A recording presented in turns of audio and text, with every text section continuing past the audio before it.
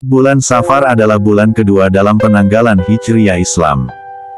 Sebagaimana bulan lainnya, ia merupakan bulan dari bulan-bulan Allah yang tidak memiliki kehendak dan berjalan sesuai dengan apa yang Allah ciptakan untuknya. Masyarakat jahiliyah kuno, termasuk bangsa Arab, sering mengatakan bahwa bulan Safar adalah bulan sial. Tasawum, anggapan sial, ini telah terkenal pada umat jahiliyah dan sisa-sisanya masih ada di kalangan muslimin hingga saat ini. Abu Hurairah berkata, bersabda Rasulullah, tidak ada wabah yang menyebar dengan sendirinya tanpa kehendak Allah, tidak pula ramalan sial, tidak pula burung hantu dan juga tidak ada kesialan pada bulan Safar. Menghindarlah dari penyakit kusta sebagaimana engkau menghindari singa.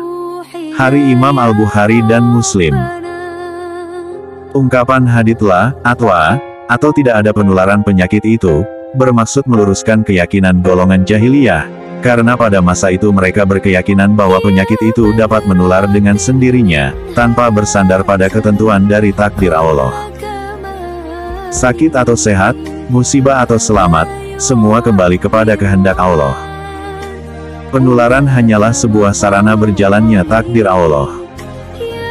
Namun, walaupun keseluruhannya kembali kepada Allah, bukan semata-mata sebab penularan, manusia tetap diwajibkan untuk ikhtiar dan berusaha agar terhindar dari segala musibah.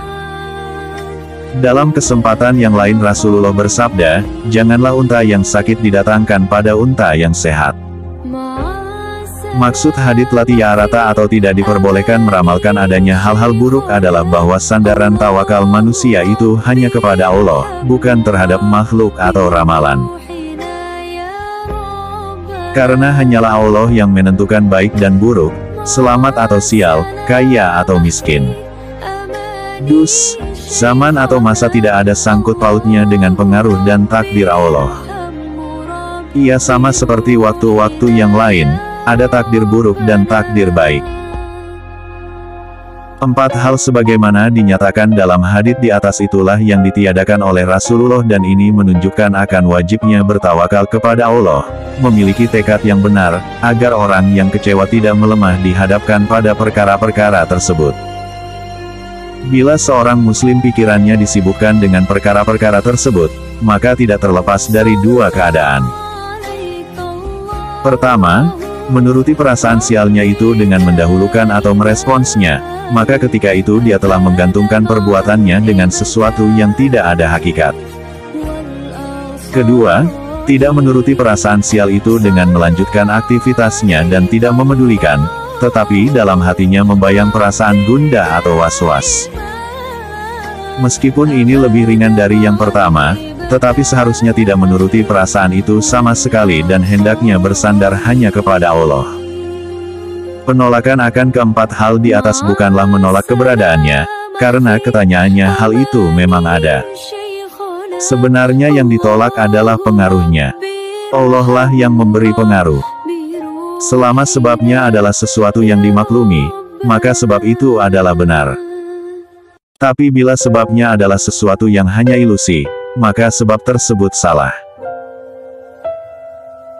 Muktamar Nu yang ketiga, menjawab pertanyaan, bolehkah berkeyakinan terhadap hari Naas, misalnya hari ketiga atau hari keempat pada tiap-tiap bulan, sebagaimana tercantum dalam kitab Lataiful Akbar, memilih pendapat yang tidak mempercayai hari Naas dengan mengutip pandangan Syekh Ibnu Hajar Al-Haytami dalam Al-Fatawa Al-Haditsiyah, berikut ini.